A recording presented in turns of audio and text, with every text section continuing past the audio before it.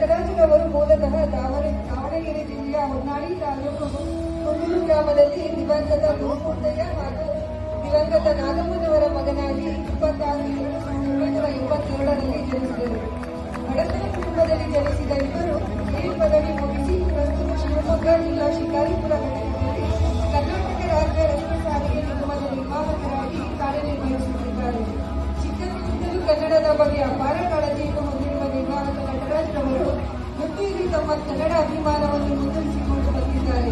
ಕನ್ನಡಕ್ಕಾಗಿ ಕೈ ಎತ್ತು ನಿನ್ನ ಕೈ ಕಲ್ಪವೃಕ್ಷವಾಗುತ್ತದೆ, ಕನ್ನಡಕ್ಕಾಗಿ ಕೊರಳೆತ್ತು ನಿನ್ನ ಕೊರಳು ಪಾಂಚಜನ್ಯವಾಗುತ್ತದೆ ಎಂದು ರಾಷ್ಟ್ರಕವಿ ಕುವೆಂಪುರವರು ಹೇಳಿದ್ದಾರೆ.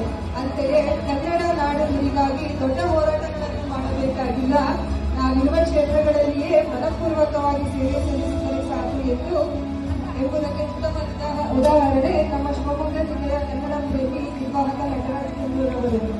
ಇವರು ಕಳೆದ 20 ವರ್ಷಗಳಿಂದ ಕನ್ನಡ ರಾಜ್ಯೋತ್ಸವವನ್ನು ತಾವು